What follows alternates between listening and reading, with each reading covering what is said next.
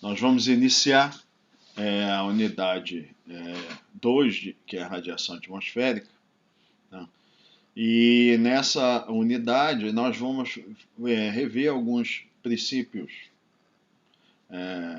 fundamentais da teoria da radiação.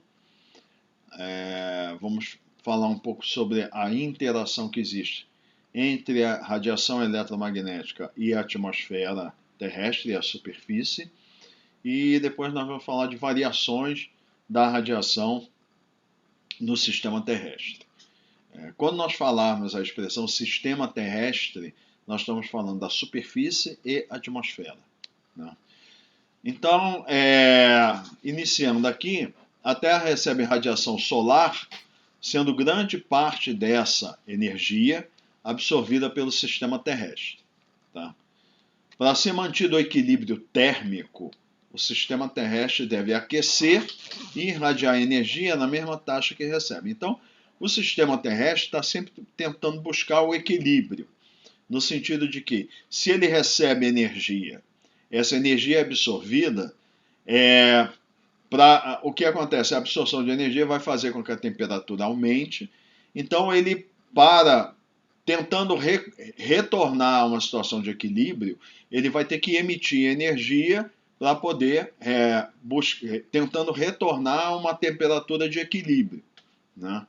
Então, o que acontece? Se o corpo recebe mais energia, então a temperatura dele aumenta e ele emite mais energia, tentando buscar o equilíbrio. Se ele recebe menos energia, a temperatura do corpo vai cair e ele vai emitir menos energia. Ele está sempre tentando equilibrar a energia entre a que ele recebe e a que emite, buscando atingir uma situação de equilíbrio de temperatura constante. O que acontece é que as variações na quantidade de energia que o corpo recebe estão sempre alterando e ele está sempre aquecendo e resfriando, né? No caso do sistema terrestre, mas sempre porque ele está tentando atingir essa situação de equilíbrio termodinâmico. Veremos que para manter esse equilíbrio em termos médios, a temperatura da emissão da Terra deve ser 255 Kelvin. E isso aí é algo em torno de menos 18 graus Celsius, né? E nós vamos comparar isso com a temperatura da superfície média que a gente tem. Nós já vimos que é algo em torno de 15 graus Celsius positivo. Então, há uma diferença significativa entre a temperatura da superfície que é observada e essa temperatura de emissão efetiva, né? Que seria menos 18. E um corpo nessa temperatura, 255 Kelvin, nós vamos ver que ele emite principalmente na faixa de frequências ou de comprimento de onda, né, do infravermelho. Nós estamos usando aqui IV como abreviatura. No entanto, a atmosfera absorve energia fortemente nessa faixa de comprimento de onda, do infravermelho, principalmente pelas moléculas triatômicas da água, H2O, que no caso é vapor d'água, e CO2, que é o dióxido de carbono, as quais absorvem e emitem na faixa do infravermelho também, levando, portanto, ao aumento da temperatura na superfície, acima da temperatura de emissão do sistema terrestre por meio do mecanismo chamado efeito estufa. Então, em resumo, o que é? Radiação solar incide sobre a superfície da Terra, a Terra aquece, emite radiação no infravermelho. Na atmosfera, os gases de efeito estufa, principalmente vapor d'água e CO2, absorvem parte dessa radiação que é emitida e reemitem para baixo. Aí essa radiação adicional vai ser recebida pela superfície da Terra, que vai aumentar a temperatura para poder, buscando esse equilíbrio térmico, vai emitir mais energia e atingir uma temperatura de equilíbrio para que a quantidade de energia que ela está recebendo seja igual à que está sendo emitida. Então, a temperatura de equilíbrio é para isso, para que haja um balanço entre a energia que é recebida e a energia que é emitida. Então, vamos falar dessa temperatura de emissão planetária. A Terra ela recebe praticamente toda a sua energia do Sol, tá?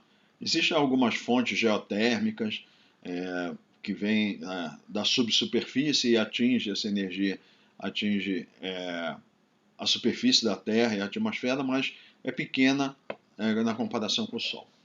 No atual estágio de vida do Sol, ele emite energia a uma taxa Q, maiúscula, 3,87 vezes 10 a 26 watt. Então, isso é joule por segundo, né?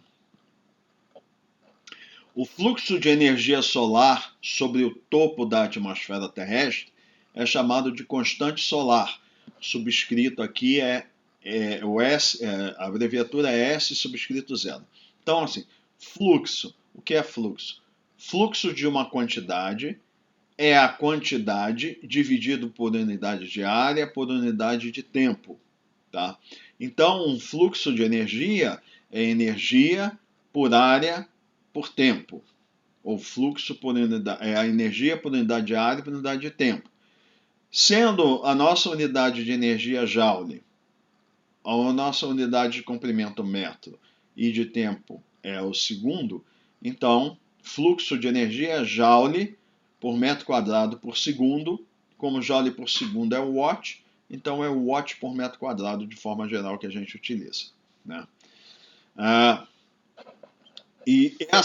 Então esse é o fluxo de energia solar no topo da atmosfera, lá a cerca de 100 km da superfície, né? E essa constante solar, esse fluxo, depende da distância da Terra ao Sol, d, né? D pequeno, e é dada pela lei do inverso do quadrado. Então essa lei do inverso do quadrado diz S0 é igual a Q, que é a taxa de emissão de energia do Sol. Nota que aqui não é um fluxo, é uma taxa de emissão de energia, joule por segundo. Dividido por 4πd ao quadrado, aí aqui nós vamos ter área, né? Isso em unidades de watt por metro quadrado. Então, o que é essa lei do inverso do quadrado? Que ela está expressando é isso aqui, devido ao espalhamento esférico da radiação solar. Então, o Sol, nós sabemos lá o valor de Q, que é a taxa de emissão de energia, joule por segundo. Considerando que então isso aí é o somatório de toda a energia que é emitida pelo Sol por unidade de tempo. Supondo que é uma hipótese razoável, que a energia o Sol está emitindo igualmente em todas as direções. Vamos imaginar uma esfera que está em torno do Sol. Qual seria então o fluxo de energia em uma esfera de raio R que está em torno do Sol? Então eu vou pegar essa energia, joule por segundo, e dividir pela área dessa esfera que está à distância R do Sol, de raio. Então seria essa área 4πr2. Né? E o que acontece? Então vamos supor que essa distância do centro do Sol até essa esfera é R1, e aí eu vou ter uma outra esfera a uma distância maior, R2. Né? Então, qual seria o fluxo de radiação solar nessa segunda esfera? Seria Q dividido por 4π, aí esse segundo raio maior, R2 ao quadrado. Né? Então, o que acontece? Se eu fizer a razão entre o fluxo de energia na esfera de fora em relação à esfera de dentro, a energia terá variado no quadrado da distância, porque como o fluxo depende da área da esfera, que depende do quadrado do raio, então à medida que R aumenta, a energia decai em R ao quadrado. Tá? Então por isso que chama lei do inverso do quadrado. Então, se eu quiser saber qual é o fluxo de energia na Terra, no topo da atmosfera, eu pego a distância do Sol até a Terra, e aí eu suponho que tem essa esfera aqui, ela vem desde o Sol até a posição da Terra, e aí eu vou dividir essa radiação emitida pelo Sol por unidade de área, por unidade de tempo Q, por uma área, aí eu vou ter um fluxo de energia correspondente à posição que é o topo da atmosfera. Então, por isso que é D, que é a distância do Sol até a Terra. Em virtude da órbita da Terra em relação ao Sol ser elíptica, ela não é circular, é uma elipse, e o Sol está num dos focos dessa elipse. Haverá variações de D ao longo do ano. Então, uma hora está mais próxima o Sol a Terra está mais próxima do Sol, porque está num foco, numa outra época está mais afastada. Portanto, o valor da constante solar, então a gente chama de constante solar, porém esse D aqui não é constante, ele varia. Então, a rigor, a constante solar não é constante, tem essa variação na distância entre o Sol e a Terra ao longo do ano. Além disso, existem outros efeitos, né? Por exemplo, o quanto de energia é emitido pelo Sol por unidade de tempo também varia em função de manchas solares. Então, existem variações, se eu não me engano, na ordem aí de 5 a 10 anos, tem um ciclo de manchas solares. Então, isso vai afetar o valor de Q. Então, esse zero ele não será constante a rigor por esse fator, e existem outros fatores astronômicos, etc. Mas é aproximadamente esse valor. Bom, se nós considerarmos a distância média da Terra ao Sol de 150 vezes 10 a 9 metros, que é essa distância média ao longo da órbita da Terra em torno do Sol nessa elipse, a distância média é essa aqui, 150 vezes 10 a 9 metros. Então nós podemos calcular a constante solar. Então nós vamos chamar de constante solar, mas a rigor sabemos que não é constante. Então S0 vai ser o Q dividido por 4π e essa distância ao quadrado, e nós vamos ter 1.367 watts por metro quadrado. Aí, considerando-se a variação anual de D, então só pelo efeito da distância, variação na distância da Terra ao Sol, seria 1.367 mais ou menos 7 watts por metro quadrado. Então vê que a diferença é muito pequena quando a gente compara com o valor médio, que é 1.367. Isso aí que o valor seria algo em torno de 0,5%, né? Então é muito pequeno. Então é praticamente constante. A forma com que a radiação interage com a atmosfera, né, depende do comprimento de onda da radiação, bem como da intensidade do fluxo radiativo. Nós vamos ver isso, tá, com detalhe. Primeiro nós vamos falar aqui da relação entre o fluxo de energia e o comprimento de onda, né? Então, nós temos um corpo, considerar um certo corpo emitindo energia, e nós vamos analisar para diferentes comprimentos de onda, que a gente vai identificar o comprimento de onda pela letra lambda, né? Como se relaciona o fluxo de energia para cada comprimento de onda. Então, nós vamos. Essa relação a gente chama espectro. Então, se nós pegarmos o espectro de radiação, nós pegarmos o corpo, aí verificarmos para cada comprimento de onda quanto de energia ele emite, aí nós temos o chamado espectro. Só que essa quantidade de energia que ele emite depende da temperatura, como nós vamos ver a seguir. Então, a figura a seguir, ela ilustra o espectro de radiação emitida pelo Sol. Essa figura aqui. Então, aqui no eixo horizontal, nós temos o comprimento de onda expresso em micrômetro, então é 10 a menos 6 metros, e aqui é a energia emitida. Tá? Aqui não tem escala, no momento não é relevante, mas é só para mostrar como é, de forma geral, o espectro de energia do Sol. E nós estamos supondo aqui que a temperatura de emissão do Sol é 6.000 graus Kelvin. Tá? Então, nós teríamos esse espectro de energia dessa forma aqui. Então, nós já vamos detalhar isso a seguir, mas a maior parte, então, o pico de emissão de energia aqui, está entre os valores de 0,4 e 0,7 micrômetro.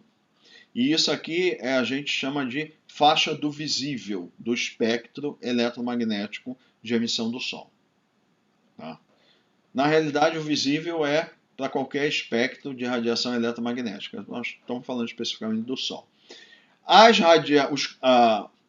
As frequências cujo comprimento de onda são menores do que 0,4 micrômetros, né? Aí a gente chama de ultravioleta. E as frequências cujo comprimento de onda é maior do que 0,7 micrômetros, a gente chama de infravermelho, porque isso aqui a gente seria 0,4 é o violeta e 0,7 é o vermelho. Então, é assim que a gente divide, de forma geral, o espectro, né? E essa escala aqui, vocês estão vendo que é uma escala log, né? Ela não é linear. O Sol emite radiação principalmente na faixa das frequências visíveis do espectro. Como falei, o lambda é entre 0,4 micrômetros e 0,7 micrômetros, que corresponde às cores variando do violeta ao vermelho. Experimentos e desenvolvimentos teóricos mostram que o comprimento de onda em que ocorre o máximo na intensidade da radiação emitida por um corpo depende apenas da temperatura do corpo. Então, esse máximo aqui, o comprimento de onda onde ocorre o máximo, depende da temperatura, e apenas da temperatura. Tá? O espectro teórico de emissão de radiação é conhecido como lei de Planck. Tá? Esse espectro aqui, por exemplo. Como varia a energia emitida por comprimento de onda. Tá? Isso é definido pela lei de Planck. Qualquer corpo cuja temperatura seja superior a zero absoluto pode emitir radiação. Então, isso é um princípio que define o que é o zero absoluto. O zero absoluto é quando um corpo está em zero absoluto, ele não emite radiação. Isso quer dizer que, do ponto de vista microscópico, ele não tem nenhum movimento molecular, né? Nem atômico, fica parado. Todas as partículas do corpo elas ficam paradas, elas não se movimentam, porque o movimento das partículas está associado à emissão de energia. Né? E um objeto que emita a máxima radiação possível para uma dada temperatura é chamado de corpo negro. Esse corpo negro, então, é um corpo ideal. Então, nós vamos ver. A lei de Planck, ela diz que um corpo ideal, né, ou seja, que para uma certa temperatura emite o máximo de energia possível em todos os comprimentos de onda para aquela temperatura, ele é chamado corpo negro, é o corpo ideal. Né? Então, a lei de Planck expressa a quantidade de fluxo radiativo monocromático, isso quer dizer, para cada comprimento de onda, então é por comprimento de onda, de um corpo negro, isso é chamada, essa quantidade de fluxo radiativo é chamado de irradiância. Tá? Então é isso aqui. Ó. É watt por metro quadrado por micrômetro. Então é isso aqui. Ó. Nesse gráfico, tá? Essa energia emitida é a irradiância. Então, vamos supor, para esse comprimento de onda aqui, seja ele qual for, 0,7 micrômetros, essa aqui é a irradiância, watt por metro quadrado. Para esse comprimento de onda, é essa aqui a energia emitida. E assim, então isso aqui é o espectro, o quanto é emitido de energia para cada comprimento de onda. Então, por isso que é por micrômetro. Né? E essa é a lei de Planck. Então, é subscrito lambda, então o subscrito lambda é para dizer que é por comprimento de onda. Asterisco, e esse asterisco indica que a expressão se refere a um corpo negro. É o ideal. É a constante C1 dividido por lambda quinta, que é o comprimento de onda, expresso em micrômetros, e exponencial, uma constante C2 dividido por lambda T, e T é a temperatura termodinâmica, ou a temperatura absoluta, menos 1. e isso vai ter unidades de watt por metro quadrado micrômetro, né? Então, eu posso... O quanto é emitido de energia em cada comprimento de onda depende apenas da temperatura. Então eu defino a temperatura do corpo e aí eu saio de emissão e eu saio variando lambda desde 0 até o valor que eu quiser, vou calculando os valores da irradiância para cada um dos comprimentos de onda, aí eu uno esses valores numa curva e isso daqui vai representar o gráfico do espectro. Então, se eu pegar 6.000 grau Kelvin de temperatura, eu venho aqui e faço os comprimentos de onda variar, por exemplo, de 0 até 4 micrômetros, calculo ali para diferentes valores e daria essa figura aí. As duas constantes dessa expressão aqui são essas aqui, esses dois valores, C1 e para C2. Né? A figura a seguir representa a lei de Planck para algumas temperaturas. Então, vamos pegar aqui, por exemplo, comprimentos de onda variando de 0 até cerca de, vamos supor aqui, 1,5 micrômetros. E aí vamos pegar T igual a 3.000, aí vamos calcular os valores de irradiância e fazer o gráfico, seria isso aqui. T igual a 6.000 Kelvin, seria esse gráfico. T igual a 12.000, que está aqui, tá? Kelvin, aí teria esse gráfico aqui. T igual a 24.000 Kelvin, seria esse gráfico aqui. Tá? Então a gente vê que quanto maior a temperatura, maior o valor do pico de energia emitida, e a gente vê também que o valor onde tem o máximo de emissão, o comprimento de onda vai ficando cada vez menor, à medida que a temperatura do corpo aumenta. Note-se que quanto mais alta a temperatura de um corpo, mais energia ele emite nos comprimentos de onda mais curtos. Então é isso aqui. Vai emitindo mais energia e comprimentos de onda cada vez menores, onde tem o pico. Se o espectro de radiação observado do Sol for ajustado à curva de lei de Planck, utilizando T como parâmetro livre, será verificado que a temperatura do corpo negro do Sol é cerca de 6.000 Kelvin. Ou seja, se eu fizer medições, agora então vamos fazer o contrário. Vamos pegar aqui um equipamento chamado radiômetro, nós vamos apontar para o Sol. O radiômetro ele mede energia radiativa, né?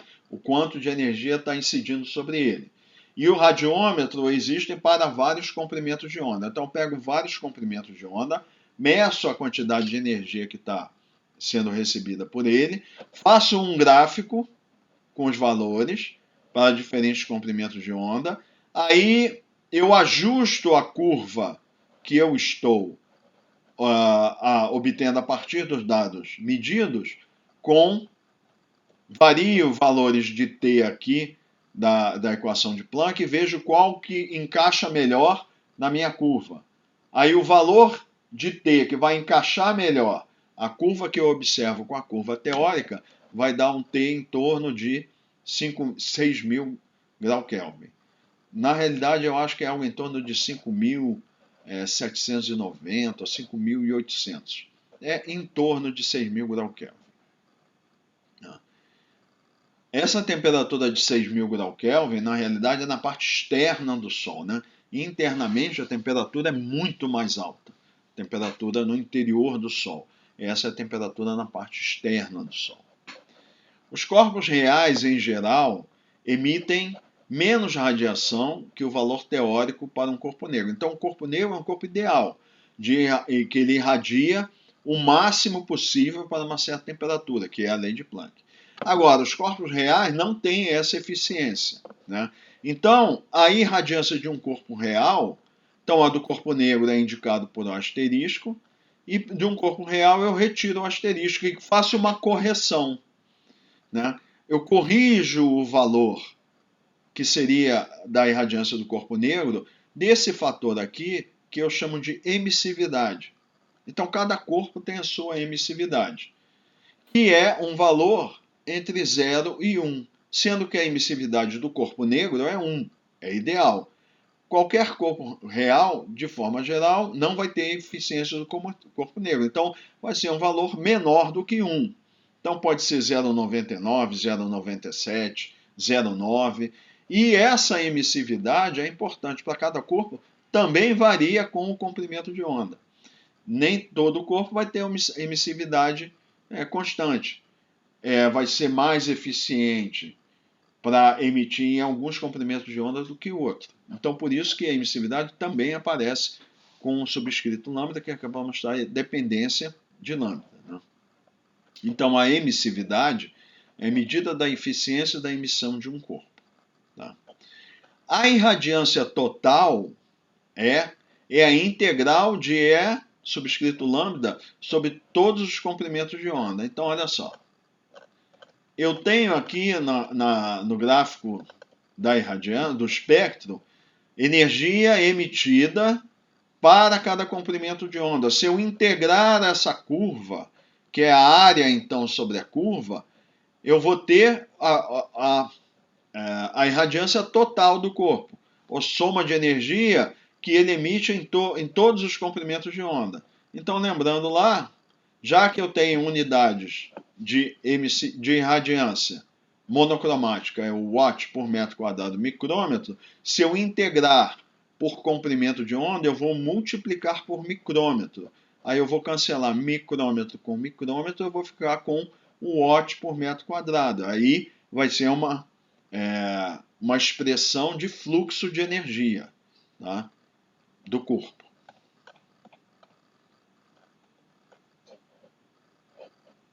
Então, essa será a irradiância total. Por isso que desaparece o subscrito lambda. Vamos considerar agora o balanço de energia do sistema terrestre, como representado nessa figura aqui. Então, ó, aqui está a Terra, e aí ó, a radiação solar, o fluxo solar está emitindo sobre a Terra, né?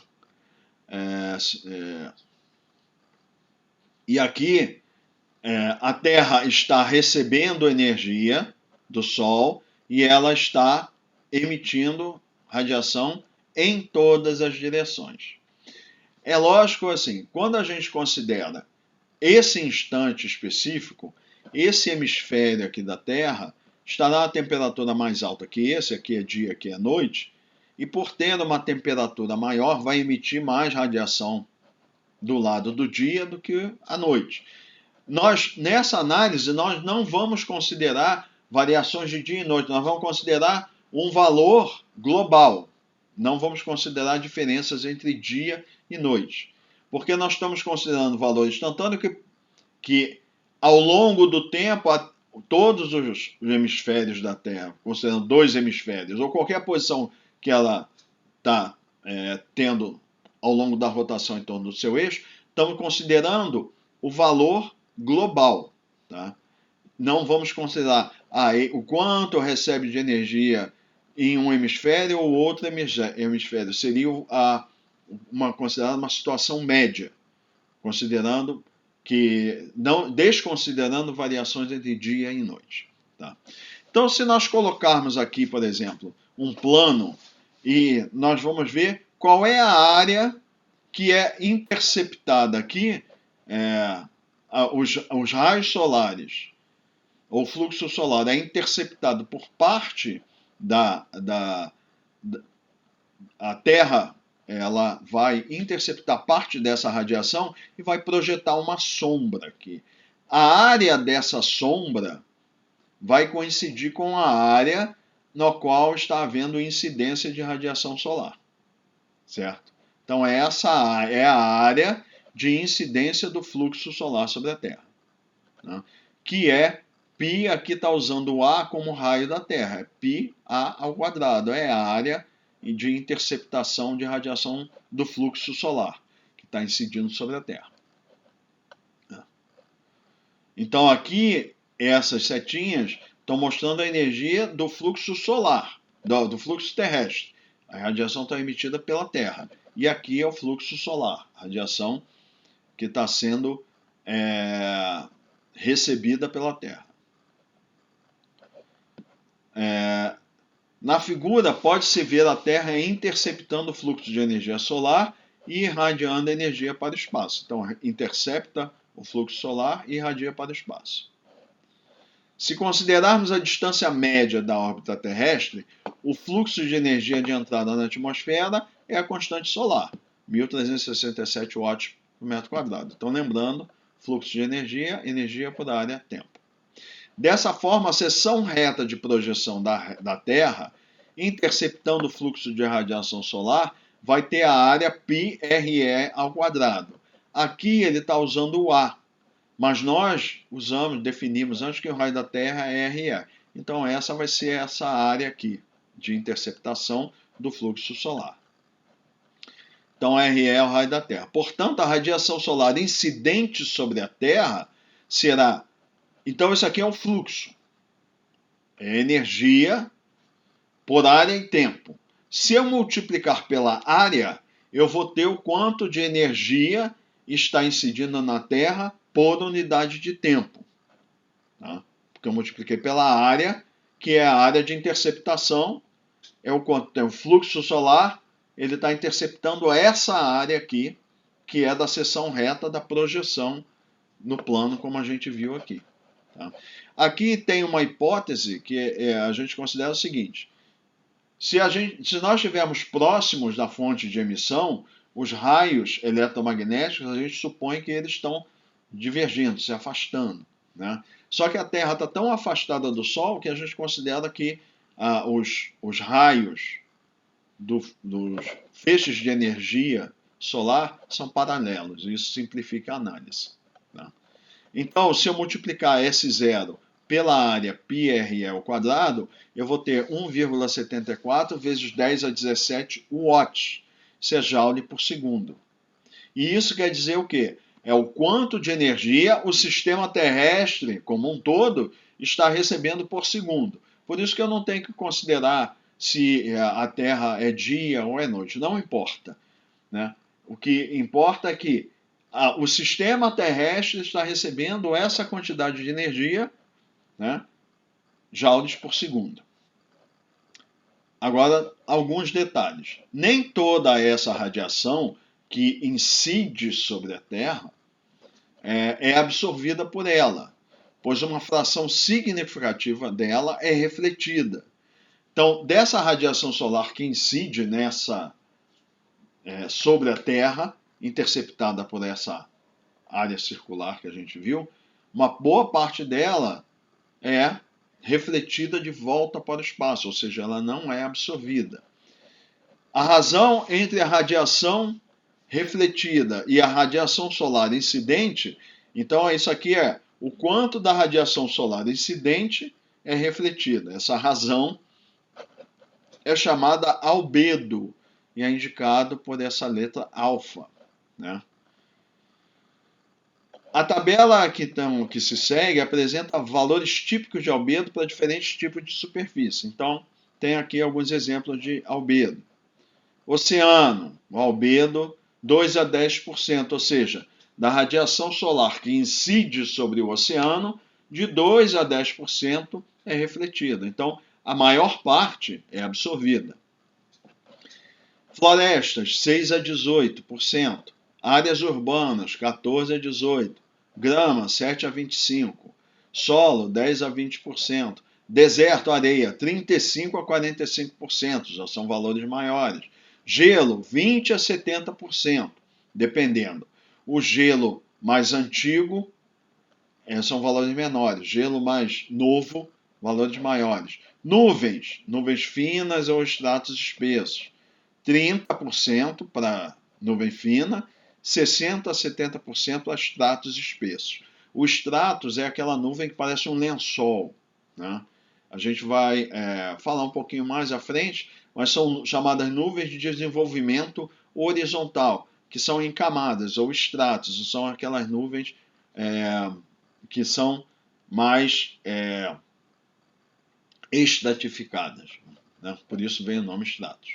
Diferente daquelas nuvens que se desenvolvem para cima, tipo tufo de algodão ou couve-flor, que aquelas nuvens são as nuvens de desenvolvimento vertical, ou as chamadas nuvens cumuliformes. Né? E Neve fresca, entre 75% e 95%. Então, a gente vê que varia muito o albedo para cada tipo de superfície.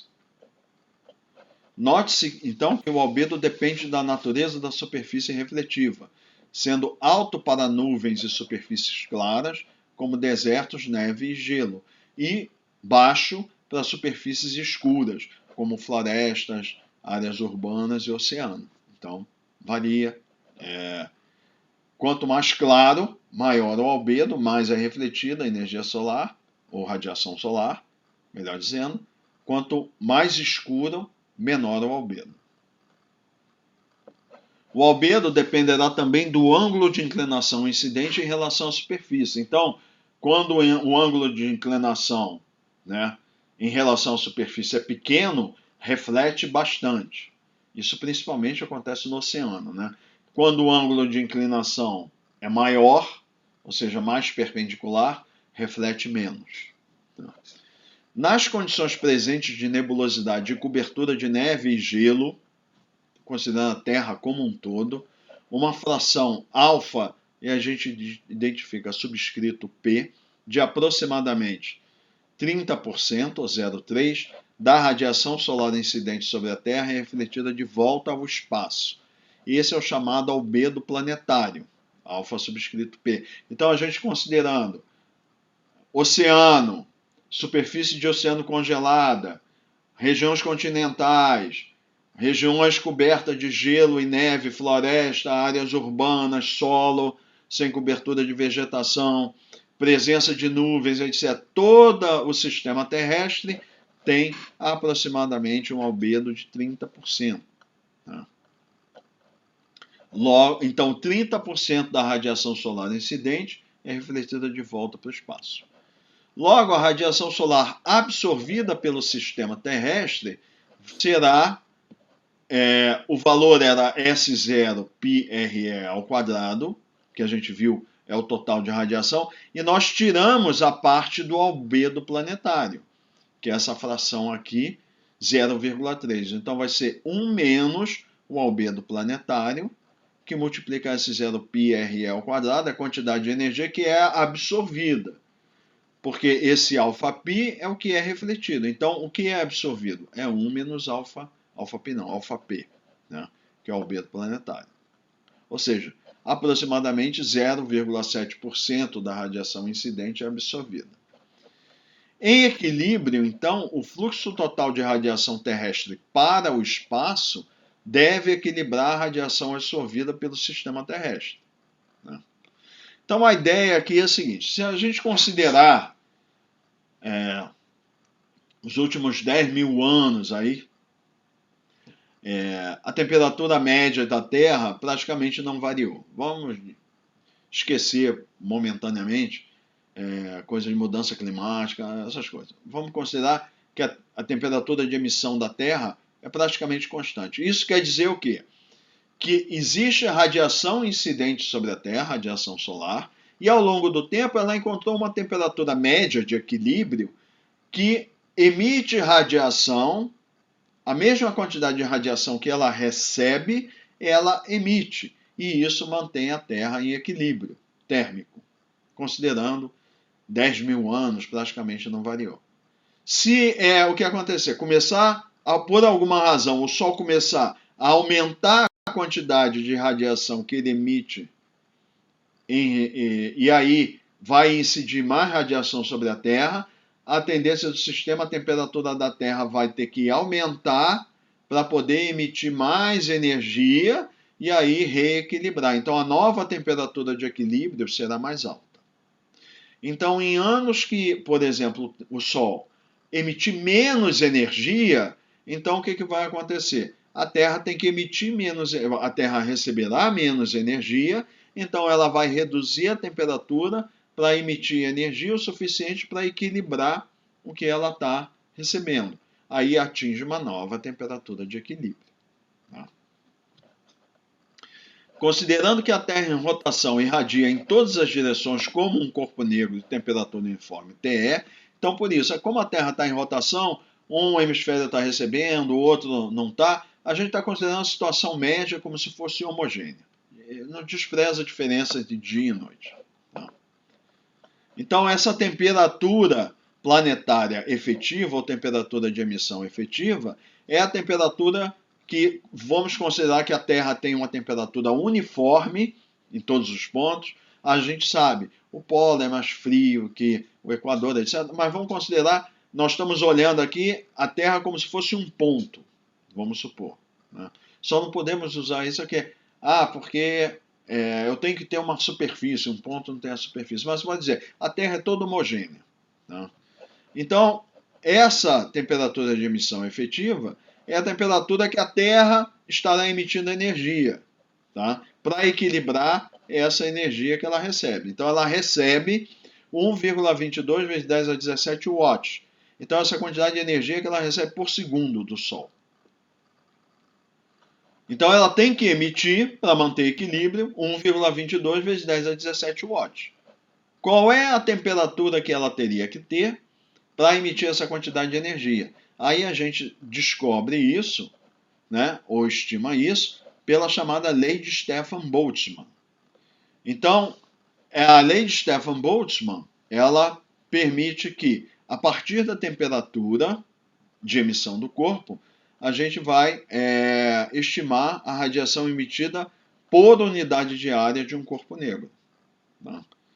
E a lei de Stefan-Boltzmann é sigma TE, que é a temperatura de emissão, a quarta, onde sigma é 5,67 vezes 10 a menos 8 watt por metro quadrado por grau Kelvin a quarta, que é a chamada constante de Stefan-Boltzmann. Né? Então, isso é radiação emitida por unidade diária de um corpo. E aí, aqui a gente está falando por unidade de tempo também. Né? Então, para toda a área da superfície do planeta, a irradiância total do sistema terrestre, então, corretamente, deveria ser aqui, eu deveria colocar radiação emitida por unidade diária por unidade de tempo. Tá? Então, eu vou pegar o valor que é emitido por unidade diária por unidade de tempo e multiplicar pela área da superfície da Terra. E aí eu vou ter uma quantidade de energia emitida por unidade de tempo, que é a mesma que eu estou vendo aqui, que é o watt. Então, isso aqui está em watt, vai ser obter isso aqui em watt por metro quadrado por segundo, vou multiplicar por metro quadrado, vou ter watt por segundo, vou ter watt, né, como está aqui, que é joule por segundo. Então, eu vou pegar o raio da Terra, multiplicar por 4π, elevar ao quadrado o raio da Terra, e eu vou ter a área da Terra. E considerar que essa temperatura de emissão efetiva é uniforme, então, aplicando essa equação, eu sei quantos watts a Terra vai estar emitindo, quantos joule por segundo. A temperatura de emissão TE seria aquela obtida se o espectro de radiação fosse ajustado à radiação emitida pelo sistema terrestre, medida no espaço exterior. Então, assim, a Terra está aqui, e vamos supor que eu tivesse um radiômetro, que eu estivesse no espaço e tem uma radiação que está sendo emitida, da mesma forma que eu fiz lá para aquele espectro solar, eu tenho um radiômetro que está medindo quanto de radiação está sendo emitida pela Terra em cada comprimento de onda, eu ajusto a lei de Planck a ela e vou ter uma temperatura de emissão. Essa seria a temperatura de emissão efetiva, como se eu estivesse observando do espaço exterior. Né? Então, logo, para que se estabeleça o equilíbrio térmico do sistema terrestre, a radiação que incide sobre a Terra a partir da emissão do Sol e é absorvida pela Terra, então desconta ao que é refletida de volta. Então isso aqui é o que é absorvido pela Terra, tem que ser igual ao que é emitido, né? Para que tenha equilíbrio na situação de temperatura de emissão. E então o que eu quero descobrir é qual é a temperatura de emissão. Então eu pego essa expressão esses termos aqui põe num denominador, aí eu tenho aqui raio da Terra ao quadrado, raio da Terra ao quadrado, esses termos se cancelam, aí eu vou tirar a raiz quarta da fração e eu vou ter essa expressão aqui. Ó. Temperatura efetiva de emissão da Terra é esse 0, 1 menos αp, dividido por 4 sigma elevado a 1/4. Então, uma vez que o raio da Terra foi cancelado, a temperatura efetiva de emissão depende apenas do albedo planetário e da distância entre a Terra e o Sol. Por quê? Porque a distância entre a Terra e o Sol é que define a constante solar. Atribuindo valores à expressão, então, se a gente plugar aqui os valores da constante Stefan Boltzmann, 0,3 aqui e aqui 1367 watts por metro quadrado, nós vamos chegar a esse valor aqui de temperatura efetiva de emissão, 255 Kelvin. Então, note-se que nessa análise estão sendo desprezadas interações da radiação com a atmosfera terrestre. Então, assim, vamos supor, nesse caso, eu estou dizendo o seguinte, a Terra não tem atmosfera, tá? É só a Terra, a superfície da Terra. E a radiação solar incidiu aqui, parte da radiação solar, 30%, foi embora, incidiu, a Terra absorveu radiação, aqueceu, emite radiação para equilibrar. Aí qual a temperatura que a Terra teria que ter para poder equilibrar essa quantidade de radiação que está recebendo, para ficar em equilíbrio térmico? Seria 255 Kelvin. Tá? Então, nesse caso, estamos supondo que não existiria uma atmosfera. Medições realizadas por satélites estimam o valor da temperatura efetiva de emissão como 250 Kelvin, bem próximo do valor obtido teoricamente. Ou seja, um satélite está aqui afastado da Terra, está medindo quanto de energia está sendo recebida pela Terra, estima-se a partir dessa energia que a temperatura efetiva de emissão é em torno de 255, o valor 250. Não importa aí, isso é que é importante realçar. Se tem atmosfera, não tem atmosfera, se tem nuvem, então não interessa.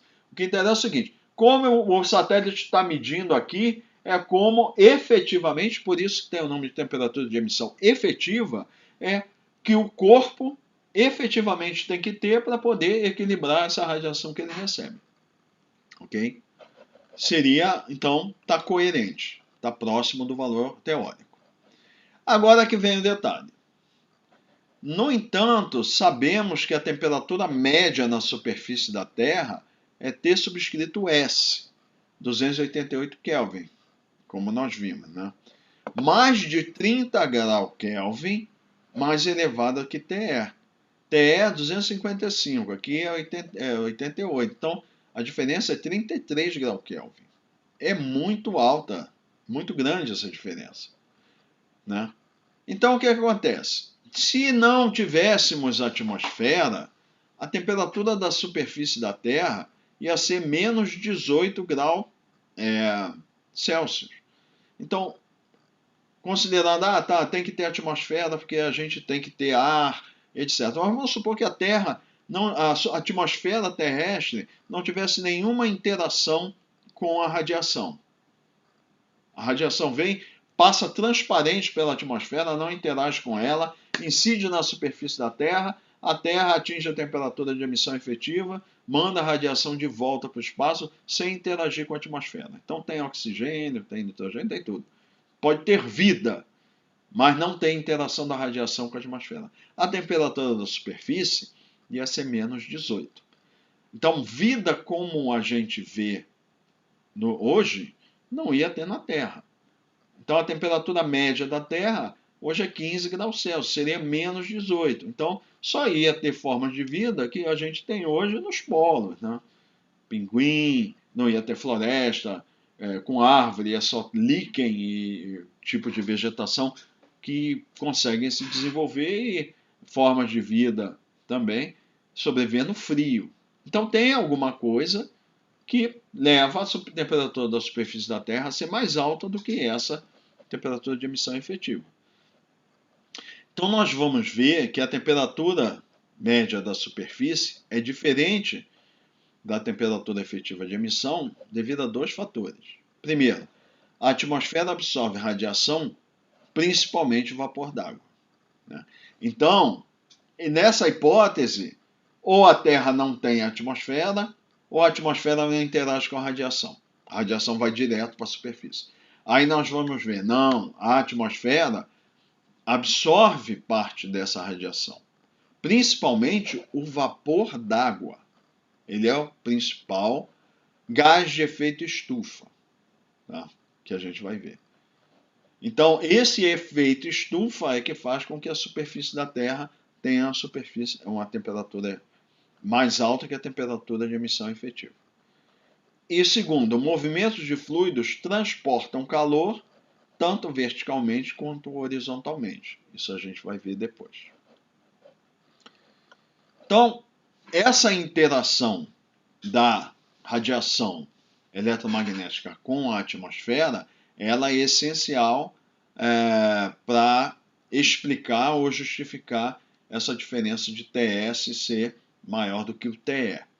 Então nós vamos rever aqui alguns aspectos de absorção de radiação atmosférica, né? Então vamos falar de espectros atômico e espectro molecular. Tá? Então nós vamos considerar um modelo elementar de um átomo que consiste de um núcleo com certo número de elétrons que se movem em órbitas aproximadamente elípticas em torno do núcleo, ok? Cada elétron ele tem uma certa quantidade de energia, chamado nível de energia, associada ao movimento em sua respectiva órbita. Então tem a órbita do elétron aqui, tem outro elétron que está uma órbita maior, outro que está maior, etc. Essas órbitas são aproximadamente elípticas em torno do núcleo. A posição dessas órbitas em relação ao núcleo não é arbitrária, tá? Um dos postulados da teoria quântica é que apenas certas órbitas, ou seja, certos níveis de energia, são permitidos. Esses níveis de energia são separados por quantidades finitas, não sendo possível a existência de órbitas intermediárias entre esses níveis. Então, eu tenho um núcleo, tenho um elétron que está aqui orbitando em torno do núcleo, ele tem um certo nível de energia. Aí vem, por exemplo, uma outra órbita que está mais afastada do núcleo, é um outro nível de energia. De acordo com a teoria quântica, entre esses dois níveis de energia, existe uma quantidade de energia finita daqui para cá. Ou seja, não é arbitrária, eu não posso colocar níveis intermediários aqui da forma que eu queira, não é contínuo, é discreto. Pula desse para esse. Não tem possibilidade de ter valores intermediários aqui. Ou seja, a variação não é contínua. A variação é discreta do nível de energia, daqui para cá. Tá? Assim, para um elétron ser elevado a uma órbita maior, a ele deve ser fornecida uma quantidade de energia discreta. Então, para o elétron pular dessa órbita para essa, eu tenho que pegar uma certa quantidade de energia, exatamente a quantidade de energia que eu preciso, que ele precisa para pular dessa para essa. Tá? Recordando que a radiação pode ser interpretada como existindo em unidades discretas ou quanta de energia, verifica-se que a energia é de um quantum, então é um quantum, é relacionada à frequência nu pela expressão é igual a H que multiplica nu, onde H é 6,626 vezes 10 a menos 34 joules segundo. Tá? Então, essa é a expressão que nos dá o quanto de energia que é associada a cada frequência. Então, frequências mais altas, um quanto de energia vai ser maior. Frequências mais baixas, um quantum de energia vai ser menor. Tá? Então, isso é uma unidade discreta de energia.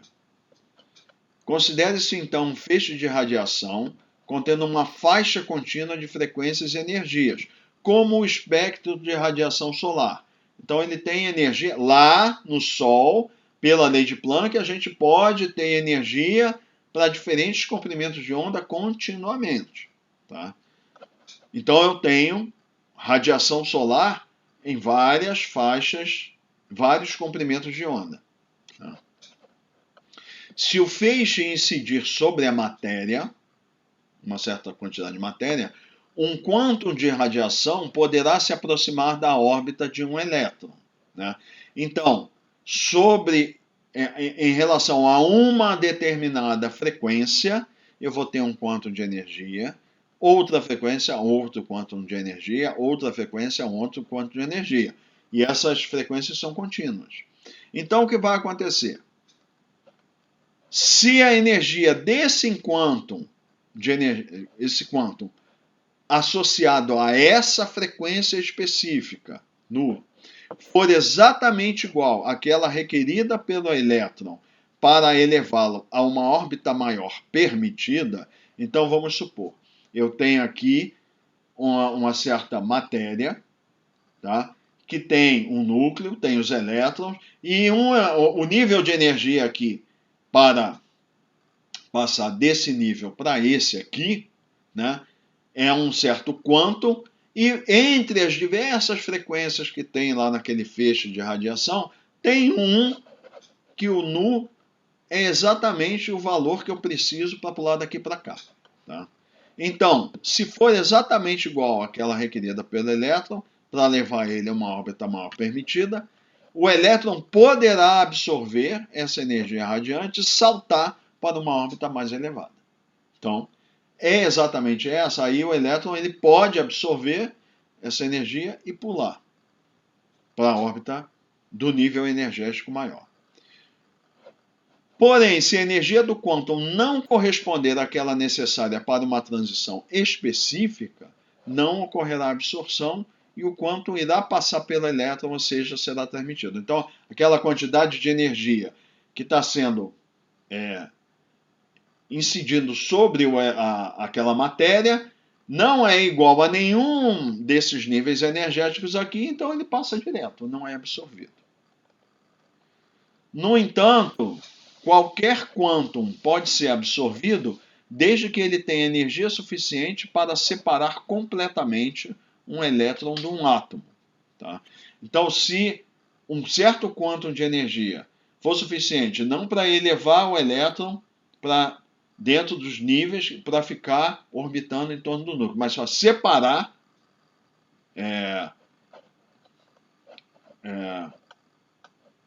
separar completamente do átomo, então aí ele é permitido.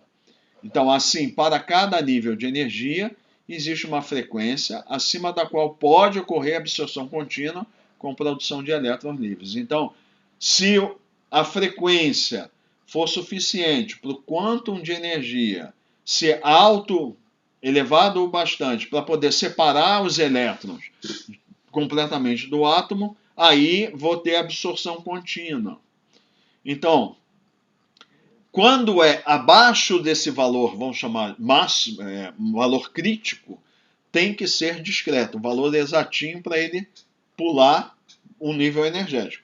Agora, se é alto o suficiente o valor do quantum, grande o suficiente, ele vai ser absorvido pelo elétron e o elétron sai da órbita do átomo. Então, prosseguindo. Uma vez que em qualquer porção apreciável de matéria haverá muitos átomos contendo elétrons, em algum nível de energia vão existir várias capturas, né? Então tem alguns errinhos de digitação aqui, seria na nota, né? Várias capturas de quanta da energia específica necessária para elevar esses elétrons para o próximo estado superior. Então, quantidade apreciável de matéria tem um número grande de átomos com elétrons. Então, vai haver ali elétrons que vão ter muitas capturas, dependendo das características daquela matéria. Assim, a radiação incidente sofrerá uma redução seletiva dos quanta dessa energia específica. Então, para aquela matéria que tem certos níveis de energia que lhe são característicos, né, essa radiação incidente ela vai ser reduzida porque, à medida que ela está passando pela matéria, a radiação, Se houver captura da energia pelos elétrons, ela não vai ser transmitida mais. Por quê? Porque ao capturar, ao absorver essa energia, ela é capturada e fica dentro daquele átomo. E o restante, o que não é absorvido, é transmitido. Então, uma parte da energia que incidiu, ela foi absorvida. Então, isso é uma chamada redução seletiva.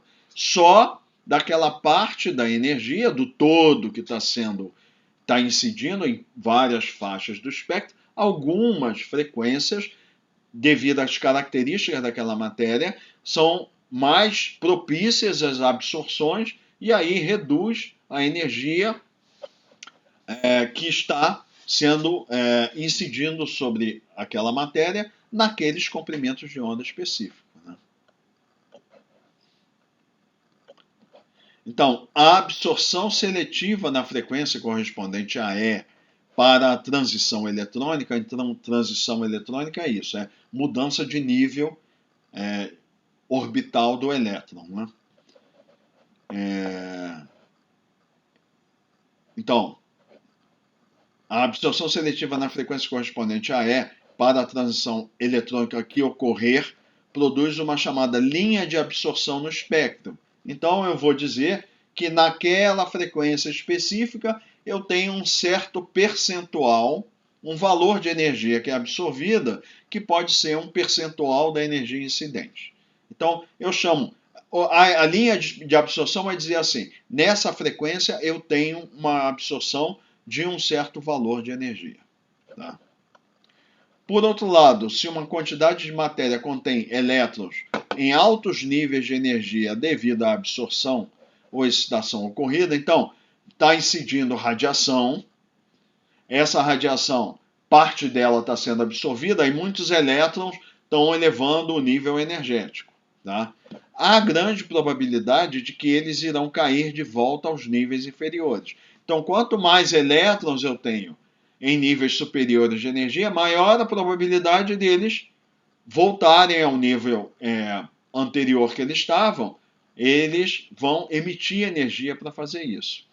Os elétrons, então, emitirão quanta de energia que terão exatamente a diferença em energia entre dois níveis de transição, ou seja, radiação de uma frequência fixa será emitida. Então, naquela frequência que em uma determinada frequência que é mais favorável à absorção daquela quantidade de energia específica, vai ser a mesma frequência que vai ser que ele tem que emitir energia para cair num nível de energia mais baixo que ele estava anteriormente e tem que ser exatamente daquele quantum de energia específico para aquele comprimento de onda. Quando a emissão ocorre em átomos suficientes para ser identificada, aparecerá então uma linha de emissão no espectro. Então, se a quantidade de elétrons que, após receber essa energia, ele cai para o outro nível de energia inferior e emite energia em uma determinada frequência e seja significativo, aí diz que cria-se uma linha de emissão no espectro. Quer dizer, nesse comprimento de onda, que corresponde a uma certa frequência, eu tenho emissão significativa de energia.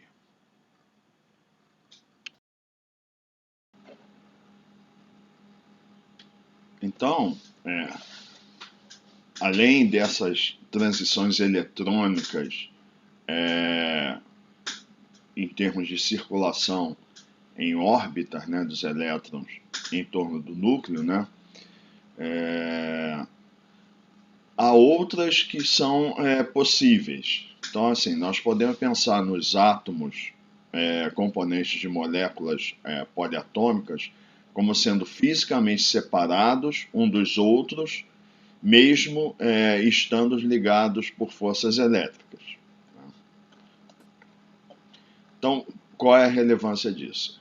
Então, agora antes nós estávamos pensando nos átomos, núcleo e elétron. O átomo individualmente. Agora nós vamos pensar em moléculas, que é a composição de átomos, né? Então, uma molécula ela pode possuir energia associada a movimento, né? Então, essa energia, que é a energia cinética, né? Que nós vamos ver posteriormente na termodinâmica, todos esses efeitos que a gente está falando de rotação, vibração, né? Translação, que nós vamos falar aqui, isso faz parte da energia mecânica microscópica da matéria, né? Que no caso específico aí é energia cinética microscópica, que vai fazer parte da energia interna. Então nós vamos ver isso na parte da termodinâmica, né? Mas, continuando aqui, então nós podemos ter energia, que é resultado da vibração dos átomos componentes em torno das posições médias da molécula, né? Ou como resultado da rotação da molécula em torno do seu centro de massa. Então nós já vamos ver uma figura a seguir que mostra, então, vamos supor que eu tenha uma molécula que são dois átomos e em torno eles têm uma posição média, há forças elétricas que os mantêm unidos, mas eles vibram em torno dessas posições médias, né? Ou então eu tenho uma molécula e ela pode girar em torno do centro de massa, né? Então esse tipo de energia, é uma forma de energia cinética, né? São chamadas de energias vibracionais e rotacionais, né? E essas energias, elas também são quantizadas. Então, o que significando o quê? Não são permitidas todas as amplitudes e tipos de vibrações e todas as velocidades de rotação. Então, existem certos níveis de energia associados a esses fenômenos de vibração e rotação, e eles são quantizados. Para sair de um nível de energia e passar para outro, tem que ser uma quantidade de energia discreta, não é contínuo, ou seja, não é arbitrário. Os níveis permitidos de vibração e rotação são também separados por quantidades finitas de energia, e a transição de um nível para outro requer a absorção ou emissão de radiação na frequência correta. Ou seja, tem um certo nível de vibração, né? Para se elevar para um nível de vibração superior, com mais energia, tem que absorver uma certa quantidade de energia. E essa quantidade de energia é quantizada, então ela está associada. Nós vimos que a energia é o produto de uma constante vezes a frequência. Há uma certa frequência que, ao ser multiplicado por aquela constante, dá a quantidade de energia correta para elevar o nível. E, da mesma forma, para reduzir o nível de vibração, nesse caso, então tem que perder energia ou emitir energia, quer dizer, essa energia tem que sair, né, da molécula, e é uma quantidade discreta para ela poder cair para um outro nível inferior de vibração, e essa quantidade está associada a uma determinada frequência. Essa figurinha aqui, então, ela ilustra essas transições, né? Então, a primeira aqui, vamos considerar que isso aqui é um núcleo de um átomo e um elétron que esteja em rotação. Então, aqui, vamos começar da linha de baixo, é o antes e o depois. Então, aqui tem o núcleo, o elétron, né, que está em rotação, e aqui mostra uma certa quantidade de energia, que é a constante vezes a frequência associada a esse nível de energia da rotação, que é chamado de eletrônico, né? Porque está associado à rotação do elétron. Então, esse elétron recebeu uma certa quantidade de energia, então o que vai acontecer? A órbita dele, ele pula por uma órbita maior, a distância maior em relação ao núcleo, e passa para essa situação aqui. No caso de uma transição vibracional, então vamos supor que eu tenho aqui uma molécula com 3 átomos, e aqui, ó, isso daqui mostra, essa setinha está mostrando que as vibrações dessas moléculas, né, em torno das respectivas posições médias. Essa molécula recebe uma certa quantidade de energia discreta, que é a constante multiplicada pela frequência, e o subscrito V aqui é para indicar que é uma transição vibracional, e aí ela vai para um nível de energia maior. Então aqui, ó, a amplitude das vibrações simbolicamente foi mostrada aqui como aumentando, né, em relação à situação anterior. E o terceiro é uma transição rotacional. Então a molécula está girando aqui em torno do seu centro de massa, né? Aqui estão os átomos componentes, recebe uma certa quantidade de energia discreta, H, que multiplica a frequência, e subscrito T, quer dizer, R, melhor dizendo, que é rotacional, né? Então ela tem uma certa velocidade angular de rotação, antes e depois, com essa energia que ela recebeu, eleva o nível energético dela, ela vai girar agora com maior velocidade. Na realidade, a energia emitida ou absorvida em uma dada transição abrange uma faixa de frequências mensurável, em lugar de ser limitada a uma faixa infinitesimal. E, do ponto de vista teórico básico, vamos dizer assim, seria uma frequência exata, infinitesimal, né? No entanto, há uma faixa de frequências que é mensurável e não um valor único, né? Em virtude dos níveis de energia das moléculas de uma porção de matéria não serem exatamente iguais. Então, aqui, por exemplo, todos os elétrons, por exemplo, que estivessem nessa órbita, né, uma órbita a essa distância do núcleo, teria que ter exatamente. Então, por exemplo, eu tenho a matéria, vários átomos, e eu tenho, para cada núcleo, eu tenho um elétron que está a uma certa distância do núcleo. Então, teria que ser exatamente a mesma quantidade. Para elétrons que estão na mesma distância em relação ao núcleo, vai ser exatamente a mesma quantidade de energia e então a mesma frequência, né? Só que não é exatamente assim, por quê? Por exemplo, colisões entre moléculas de um gás irão perturbar os níveis de energia em diferentes graus e produzirão uma linha de absorção de largura finita ou banda de absorção. Então, por exemplo, se eu tiver átomos, por exemplo,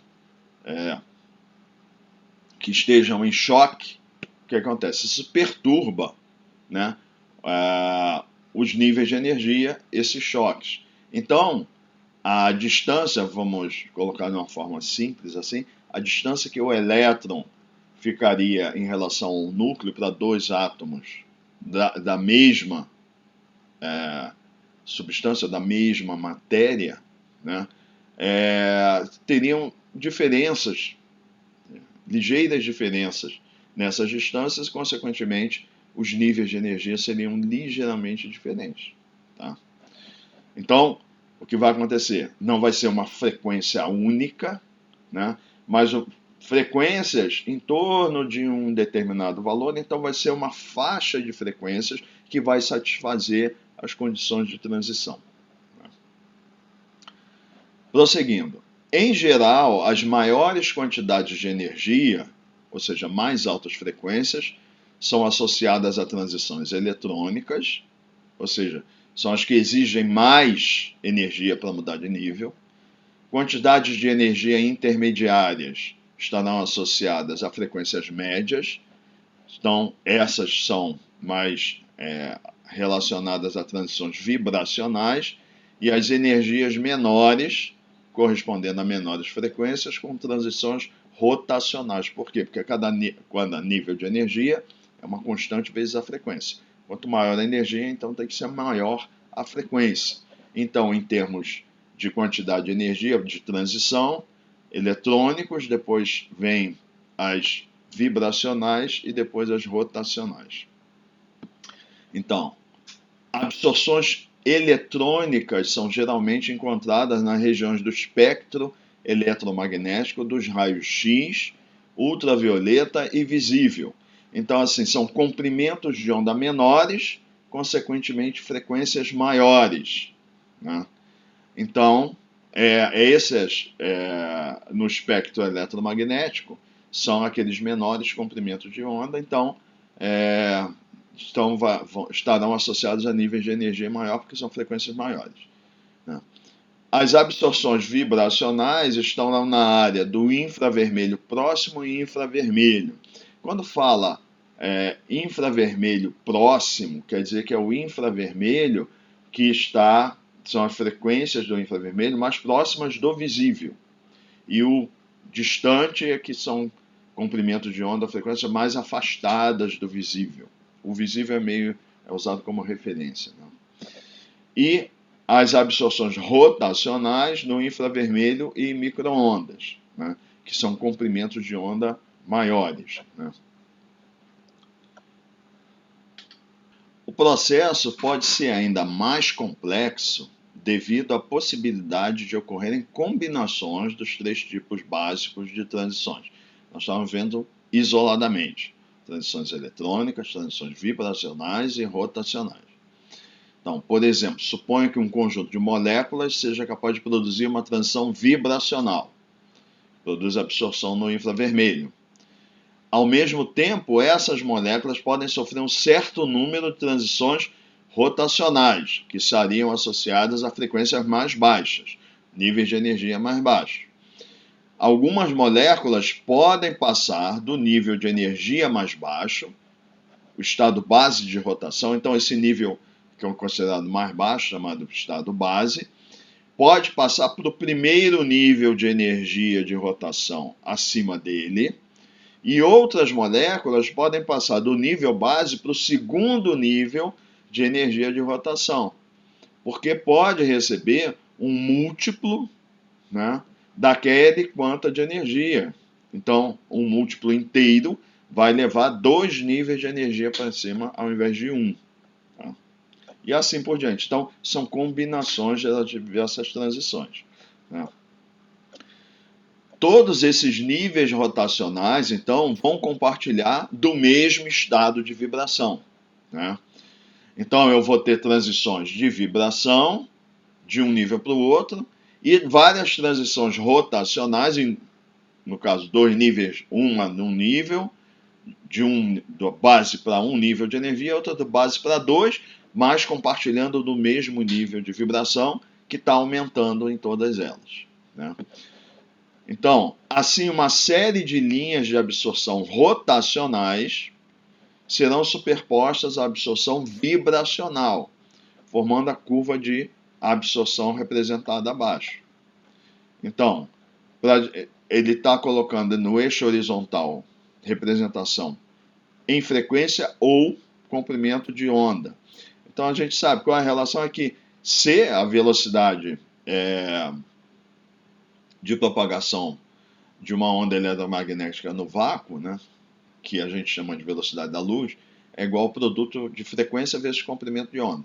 Então, considerando ser constante, então a frequência vai ser C dividido por lambda e vice-versa. Então, por isso que vem ou expressa em frequência, que ela aumenta nesse sentido, ou comprimento de onda que aumenta no sentido oposto, para a direita. E aqui é a chamada linha de absorção, que está indicando a quantidade de energia que está sendo absorvida. Então, ele está mostrando que as linhas de absorção seriam indicações de uma certa frequência, outra frequência, outra frequência, outra frequência, outra frequência. Mas certas quantidades de energia, por exemplo, então, essas poderiam ser, por exemplo, as diferentes linhas de absorção, que seriam, por exemplo, as linhas de absorção rotacionais, né? E em torno delas seriam as linhas vibracionais, né? Elas estão superpostas aqui. Então, um conjunto de frequências desse tipo é chamado de banda rotacional vibracional. Então, não é mais uma frequência, é uma faixa, que é chamada de banda, né? E pode ser observado com o uso de um espectrômetro com resolução suficientemente fina, né, Então o espectrômetro ele vai indicar a quantidade de energia em cada frequência, e aí a gente veria essas diversas, apareceria aqui, essas diversas faixas de frequências, né, que seriam a banda. Né. No entanto, se o espectrômetro não possuir resolução suficiente, as linhas podem não aparecer separadamente, ou seja, as frequências podem aparecer como ligadas por uma linha suavizada. Né. Então vamos supor que eu não tivesse resolução suficiente para ver cada um desses picos e vales aqui do gráfico, apareceria como uma linha suavizada. Por quê? Porque logo a seguir nós vamos ver o espectro de absorção atmosférica, em que, de forma geral, vai aparecer como se fossem linhas suavizadas e não essas bandas. Né? Então, prosseguindo, o espectro. Então, agora, basicamente, o que nós vimos é que a absorção e emissão de energia pela matéria é seletiva.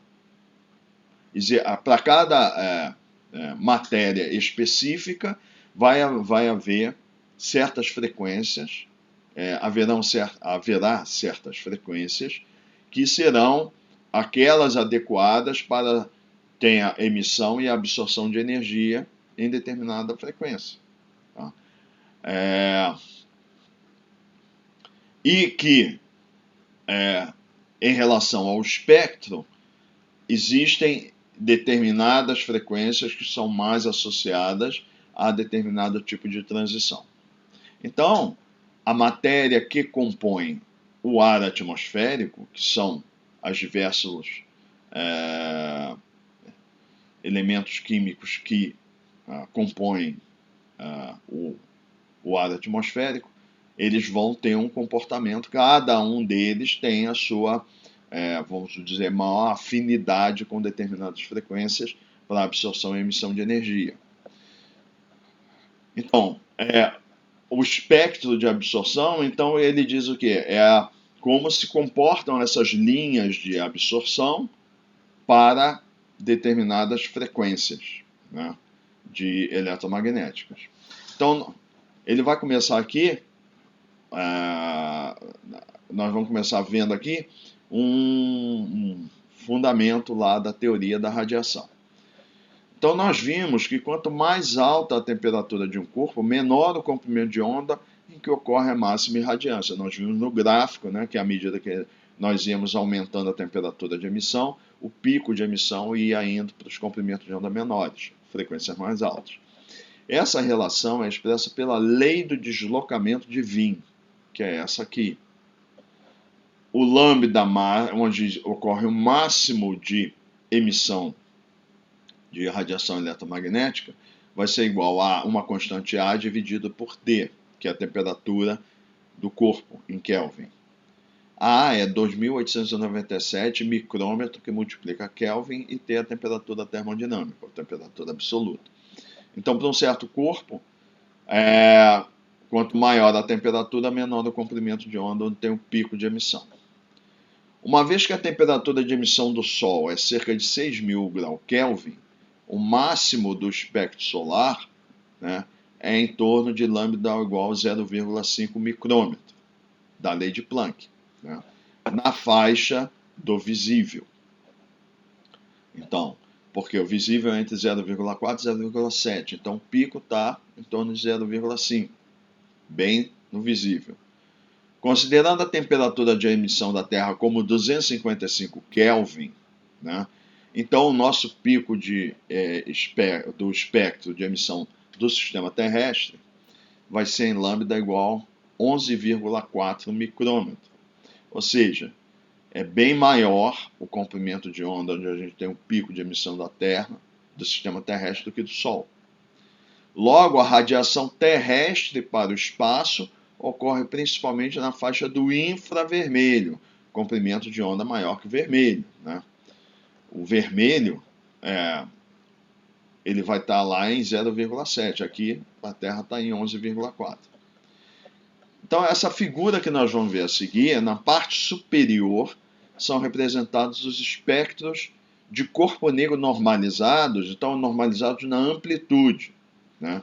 para as temperaturas de emissão do Sol e da Terra, respectivamente. Então, nós teríamos aqui, ó, comprimentos de onda em micrômetro, variando aqui de 0,1 a 100, e aqui a quantidade de radiação que é emitida, normalizada.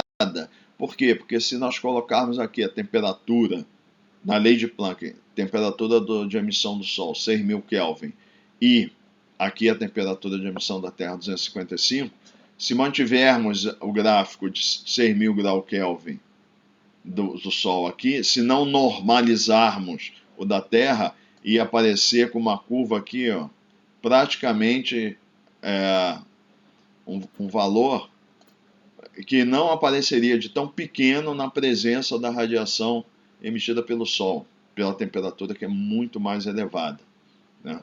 Então, não ia aparecer. Então, isso é normalizado pelo comprimento de onda, dessa forma aqui, lambda beta, B subscrito por lambda, que aqui o B está representando aquele E asterisco.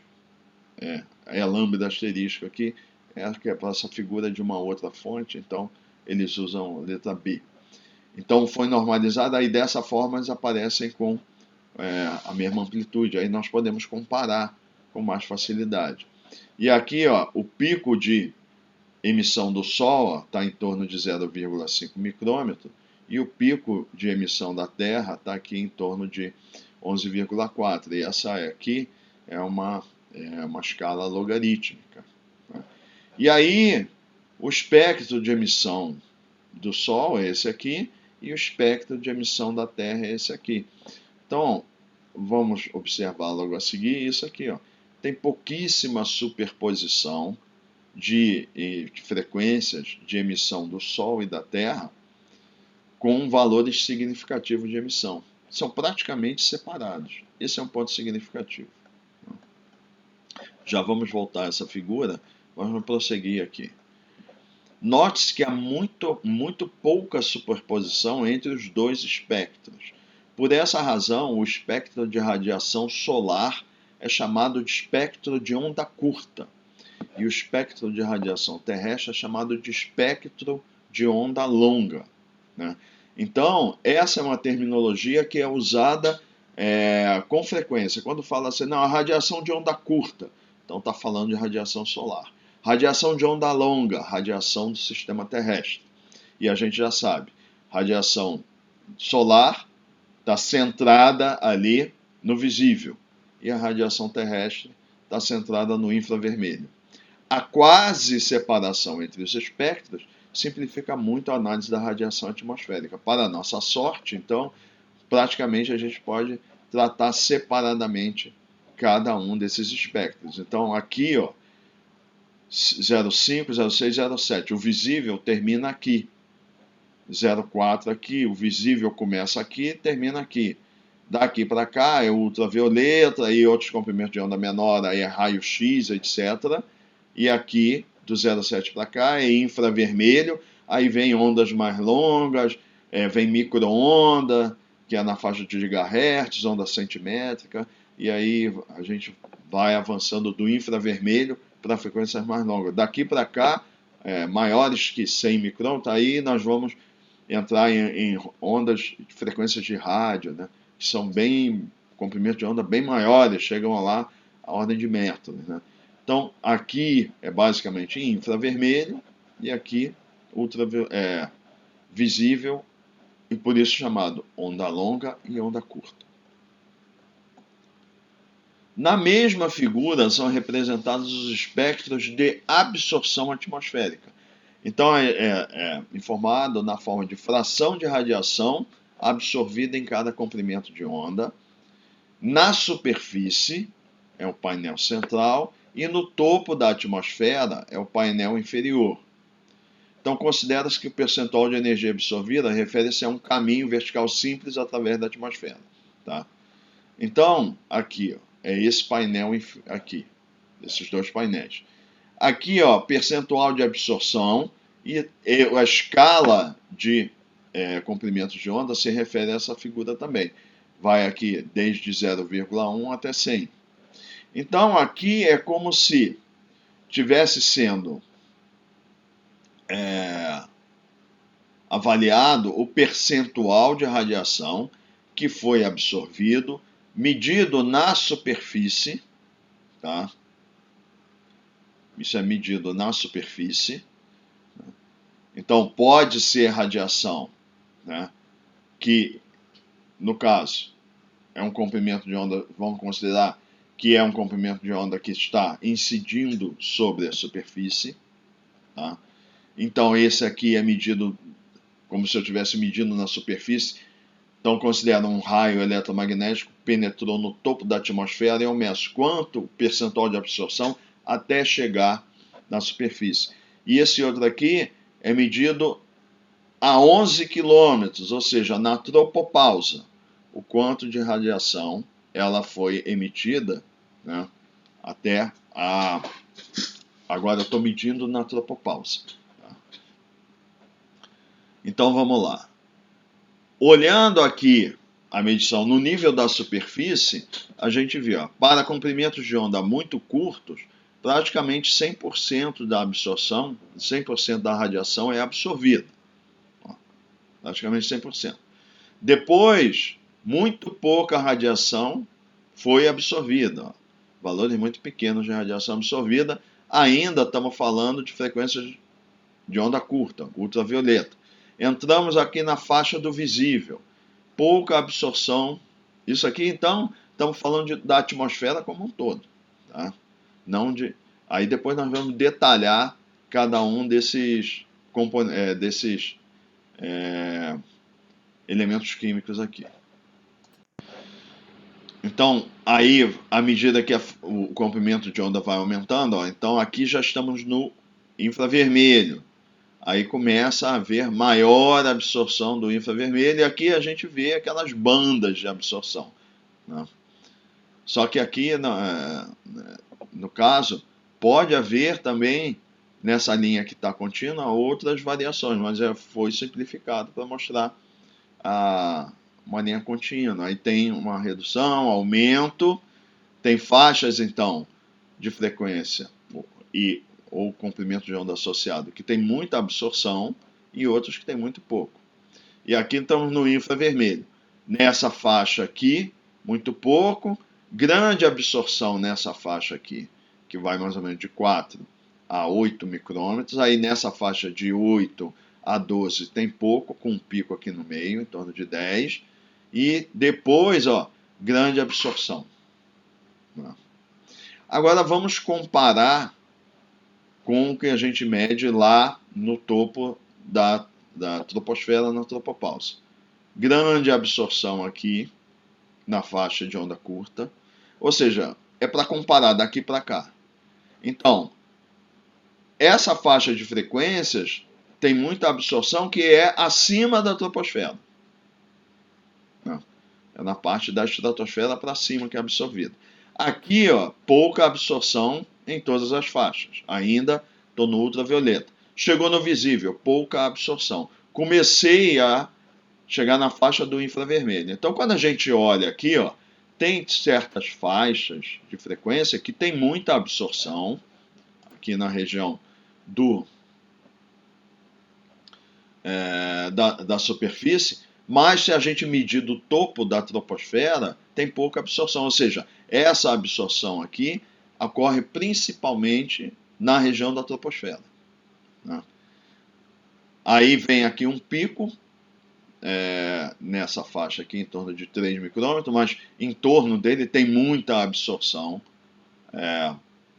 na região da troposfera, e só nessa faixa aqui que tem absorção que foi grande responsabilidade acima da troposfera. A maior parte aqui é na troposfera. Aqui também outro pico, e essa região aqui, ó, grande parte da absorção é na troposfera. Tá? Esse pico aqui é acima da troposfera, e tem aqui essa região, uma parte da troposfera, tem esse pico, e ó, daqui para cá, ó, nessa faixa aqui de infravermelho, maior parte da absorção é na troposfera, né? Aqui, ó, vem em torno de 60%, aqui é 100%. toda essa faixa aqui, esse percentual de absorção, é na troposfera. Então, é para comparar. Então, nós vemos que a troposfera tem a gente pode falar assim, acima da troposfera, grande parte da absorção ocorre nos comprimentos de onda curto, e a responsabilidade é o que ocorre acima da troposfera. Da onda longa, do infravermelho, para comprimentos de onda maiores, a grande responsabilidade, tirando aqui esses picos aqui, alguns picos, maior parte é a troposfera que vai absorver. Uma parte é absorvida aqui, ó, acima da troposfera, mas grande parte da energia é absorvida na troposfera. Tá? Então, prosseguindo.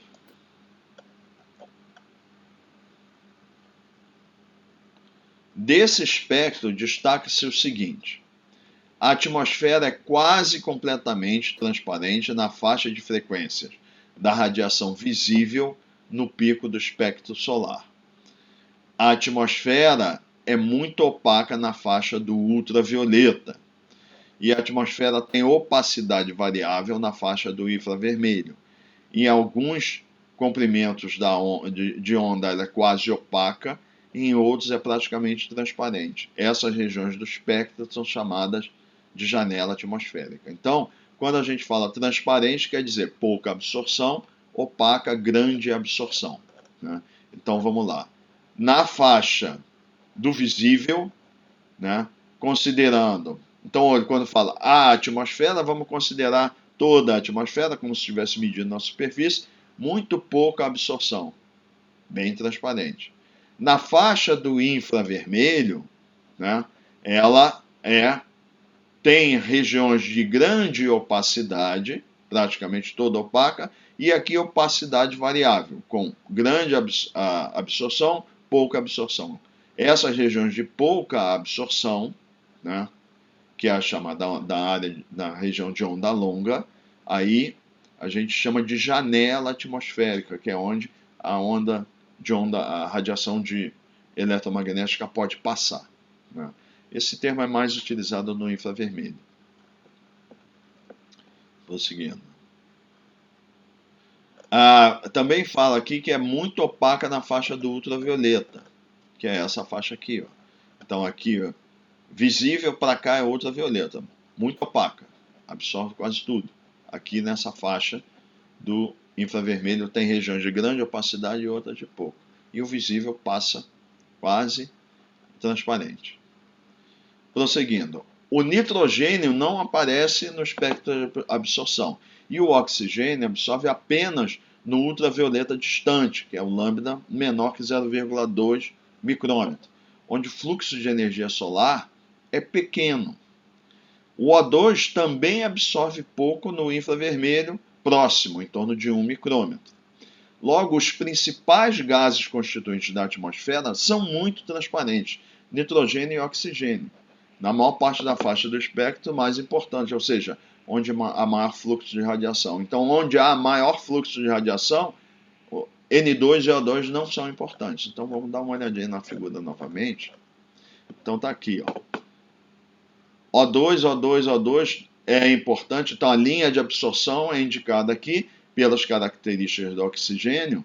Nesse aqui, ultravioleta menor que 0,2. Então, esse ultravioleta distante aqui. E aqui, ó, em torno de 1 micrômetro, tá aqui, tem uma contribuição significativa do O2. Quando a gente olha aqui, é nessa parte aqui, tem a contribuição do oxigênio e do oxigênio aqui, do O2 nessas duas. E onde ele está falando maior faixa, maior quantidade de radiação é aqui para a onda longa, a onda curta, e aqui para a onda longa. Né? Então, oxigênio só aqui no ultravioleta distante e em torno aqui dessa região, quando tem muito mais radiação nessa faixa aqui. Tá? E nitrogênio aqui, o nitrogênio molecular não aparece.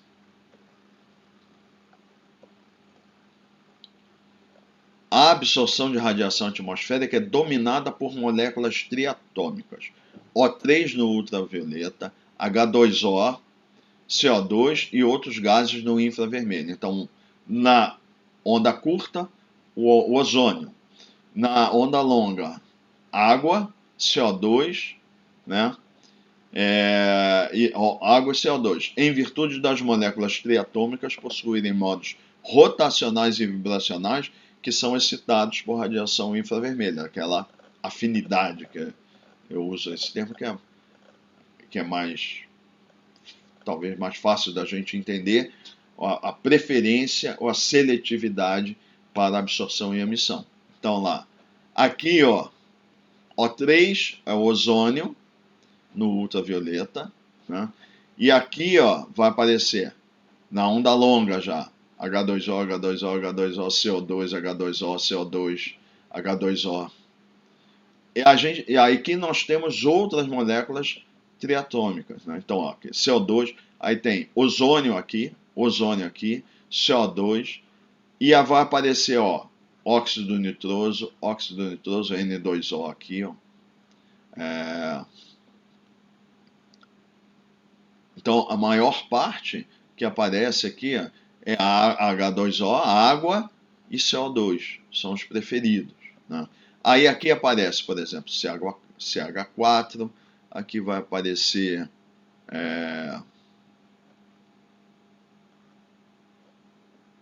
o metano, né? Aí aqui, ó, CH4 aparece aqui e aqui.